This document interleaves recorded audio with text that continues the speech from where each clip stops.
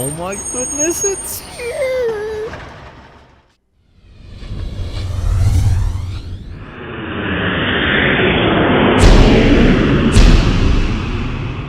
Hey everybody, it's Jamie from the Albuquerque 737 Experience. How are y'all doing tonight? I know it's been a long time since I put up a build video. It took a while to get the parts in and filled in some of the blanks with some teaching videos just to kill some time. This video today is on how to build and assemble the main instrument panel. I purchased this from Flightdeck Solutions. Cost roughly $2,700 for just the structure. I'll put up a list of things that I ordered with this order. Most of this you're not going to see in this video. That's all stuff that I'll put in the next video when I show you how to wire and how to work the switches and all that.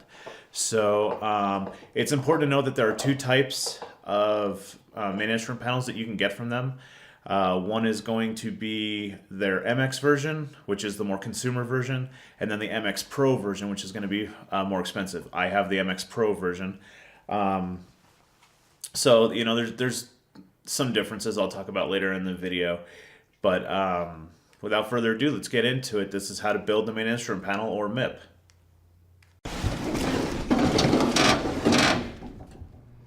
So here's what it looks like inside the box.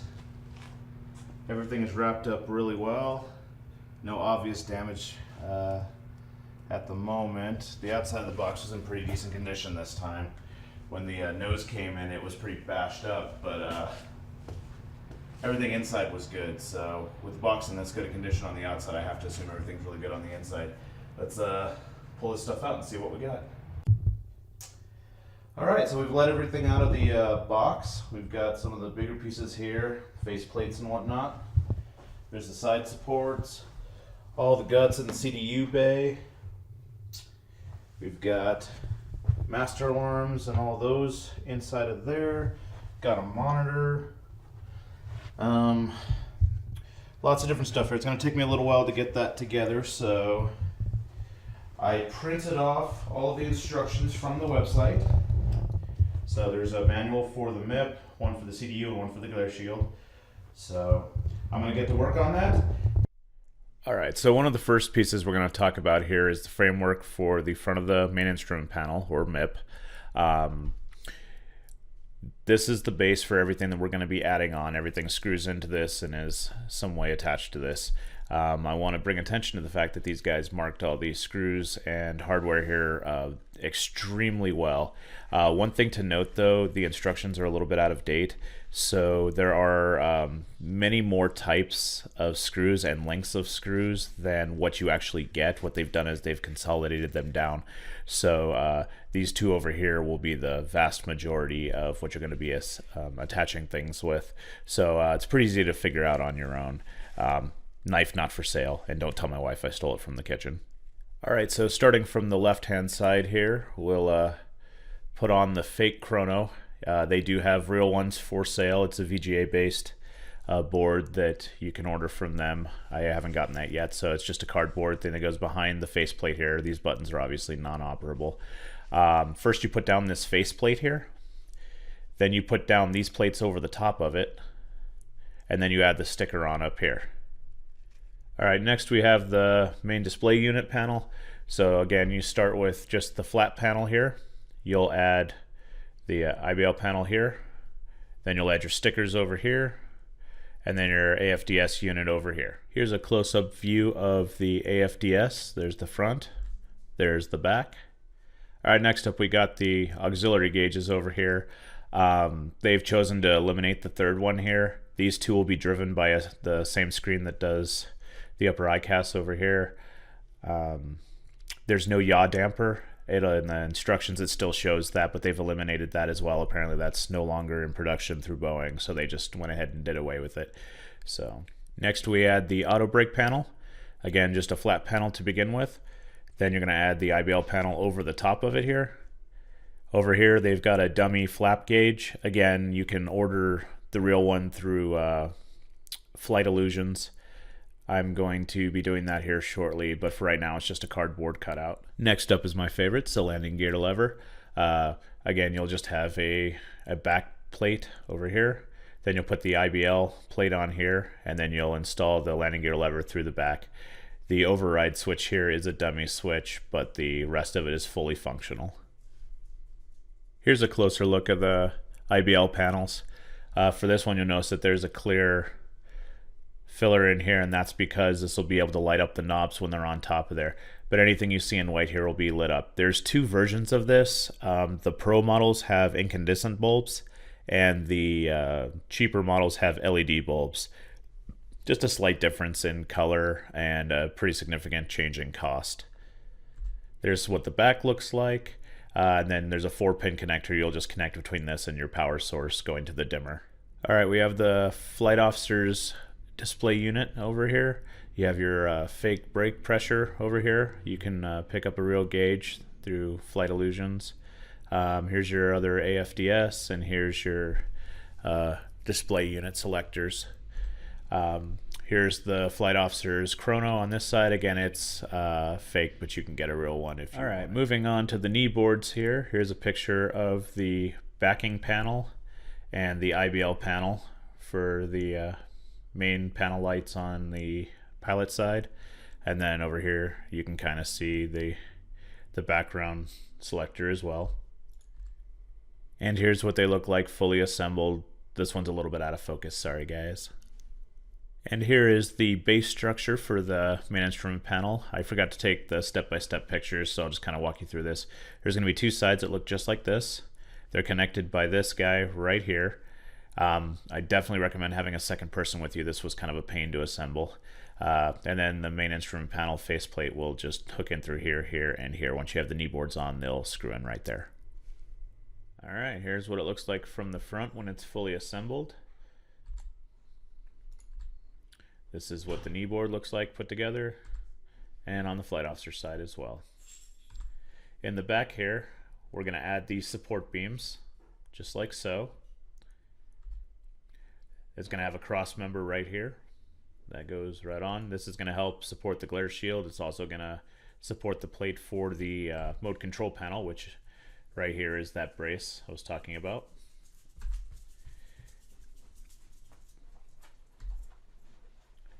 Here's what the extension piece is right here. This is what the mode control panel is going to slide into and then lock into.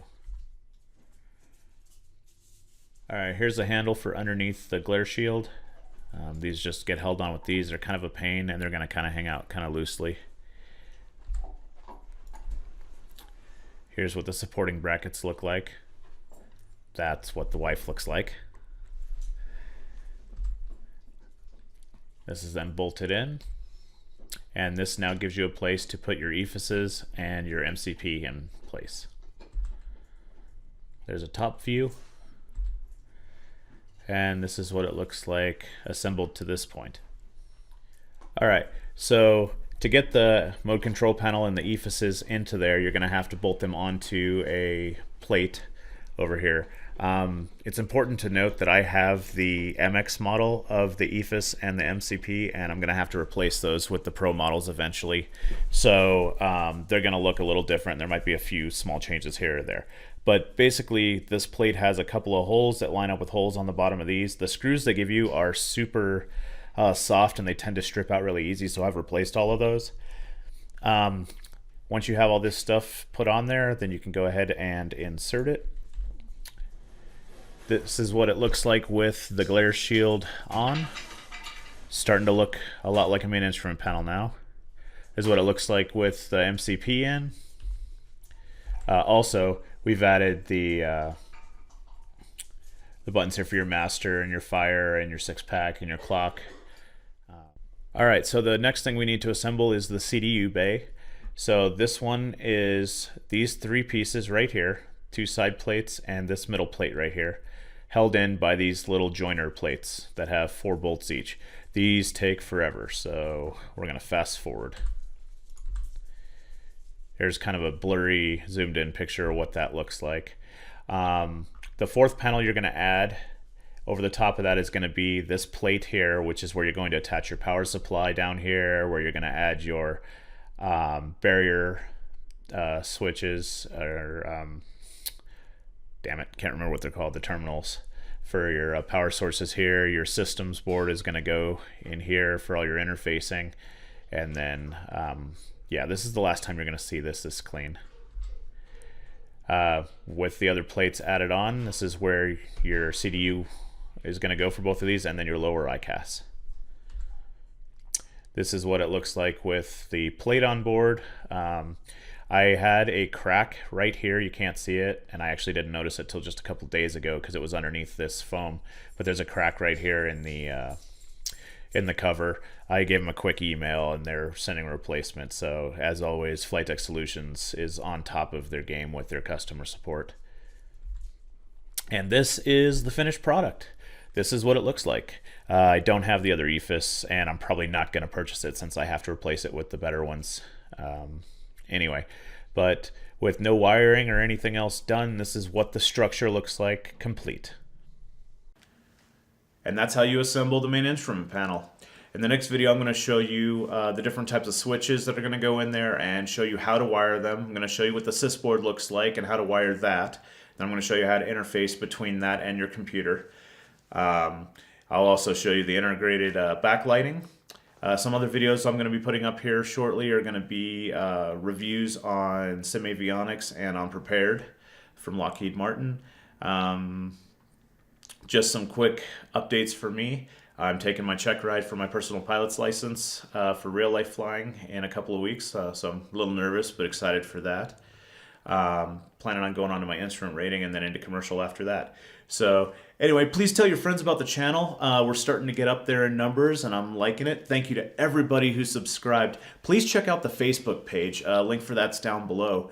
I put pictures up there fairly often. There's probably a good 20 or 30 different pictures showing the progression of the wiring of the MIP, and I plan on doing them, the vast majority of my updates there. So I'm going to keep making videos when I can, but if you want to have like the more daily updates and you want to be able to converse with me a little more easily, definitely check out the Facebook page and follow on there. So email is down below if you guys have any questions. Thank you to all the new subscribers, and thank you to everyone who's kind of spreading the good word and making this a real thing. I'll see you on the next video. Take it easy.